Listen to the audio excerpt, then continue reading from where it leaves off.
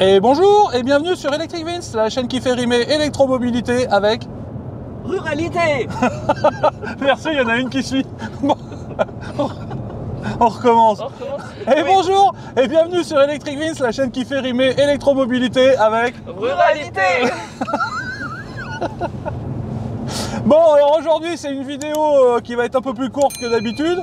Hein, certains me diront merci. Voilà, on fait un petit road trip. Et aujourd'hui c'est l'anniversaire de Maurice. Oui, bon bah c'est pas le sujet de la vidéo. C'est le 6 mai, on tourne Eh, c'est ton anniversaire. Et c'est son anniversaire. Et il a l'âge du pastis. Et du coup on a mis les t-shirts Electric Vince aujourd'hui, toutes les deux. Voilà, bon. Maintenant que vous avez toutes ces infos essentielles à la vidéo, voilà, c'est un petit road trip que j'ai. Voilà, on part en Vendée et je me suis dit qu'on allait essayer de rouler une fois de plus sans les sans les planificateurs, parce que en fait on a à peine 300 km à faire. Avec le Kona, on a ce matin on est parti, on avait 541 km d'autonomie à 100% de batterie, comme vous pouvez voir sur l'incrustation que je vous mets sur la vidéo. Et je me suis dit bon, de toute façon il y a largement assez pour y aller, mais on va pas prendre les routes que nous indiquaient les planificateurs, et on va prendre plutôt, on va couper à travers champs les petites départementales, les nationales, et on va pas se charger. On va voir combien il nous reste de batterie en arrivant chez Momon. Top générique. Ça n'a aucun sens. Bon, enfin bref, voilà, là on est sur la route. Je vous reprends un peu plus tard pour faire le point et vous expliquer un peu de quoi il en retourne. Top générique.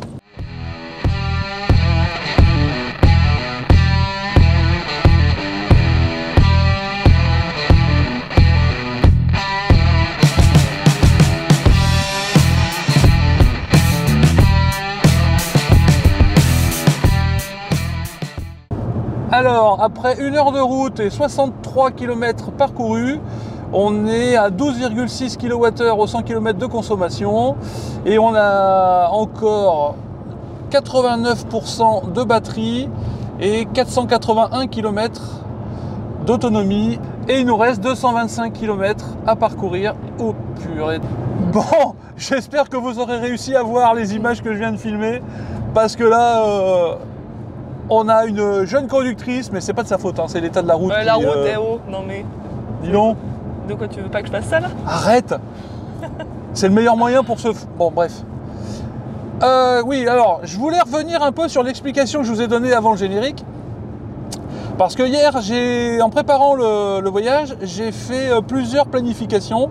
Une sur ABRP, une sur ChargeMap, et j'ai également planifié sur Maps. J'ai pas utilisé Waze, voilà, parce que même si là, bah non, là on utilise Maps. Voilà, parce que sur Maps il y a une donnée, un paramètre qu'on peut régler. Alors je sais pas si ça existe sur Waze, mais sur Maps on peut choisir le parcours le plus économe en énergie quand on a une voiture électrique, n'est-ce pas Cora? Mais même une voiture normale.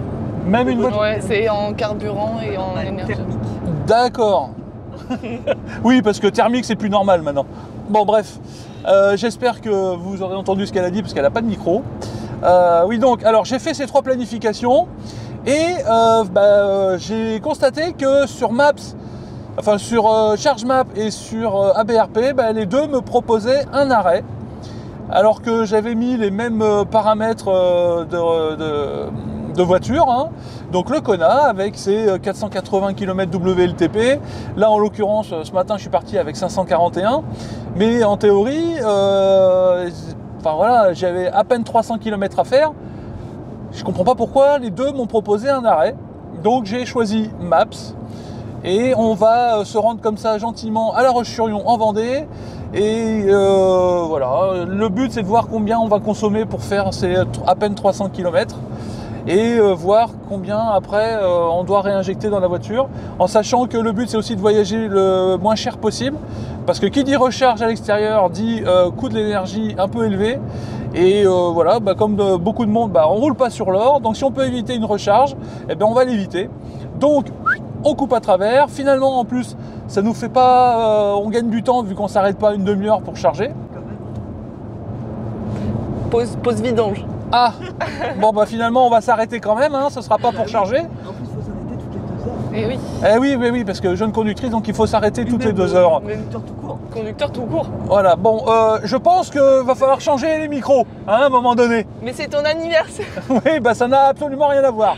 Bon, bref, est-ce que quelqu'un parmi vous a déjà, alors je pense que c'est le cas, hein, si vous êtes adepte des voyages comme ça en départemental pour consommer moins et faire moins d'arrêts, mettez-moi en commentaire vos retours d'expérience.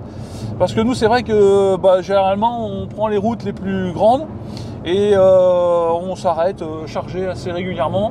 C'est rare qu'on fasse des voyages sans s'arrêter chargé, n'est-ce pas, Oui. Madame Cora? Mais en même temps, là, on met le même temps.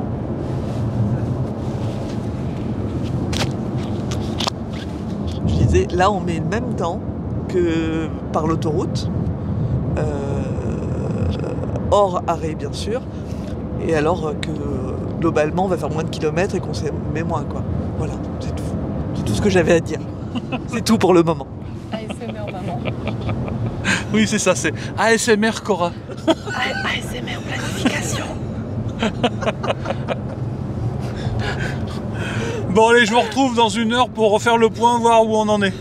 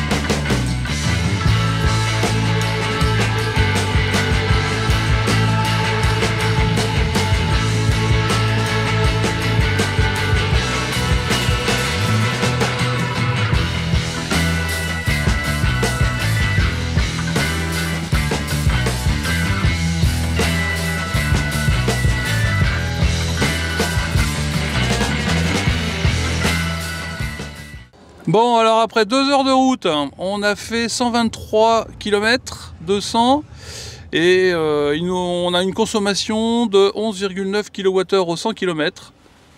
Bravo Madame la pilote, bonne consommation, on régénère bien, c'est parfait. Ensuite, il nous reste donc 80% de batterie et 427 km d'autonomie indiquée par la voiture. Alors par contre, l'inconvénient de rouler sur les petites routes départementales et nationales, c'est que moi ça m'agace. Je dois admettre que tout à l'heure on a traversé Angoulême, c'était insupportable, je n'en peux plus, je ne peux plus. Vincent n'aime pas le slow tourisme en fait. Ah non mais là... Alors ça va bien que c'est pour faire la vidéo et que c'est pour faire des économies. Mais, mais on a activé l'option sur Maps, on a activé l'option éviter aussi les autoroutes, pas que les péages. Et du coup, il nous a fait rater, il nous a pas fait prendre la rocade d'Angoulême. Donc on aurait gagné du temps si on avait pris la rocade, elle n'est pas payante, c'est une 2 fois 2 voies et on aurait roulé normalement. C'est juste ça quoi. Et du coup il s'est énervé parce qu'on est passé par la zone commerciale.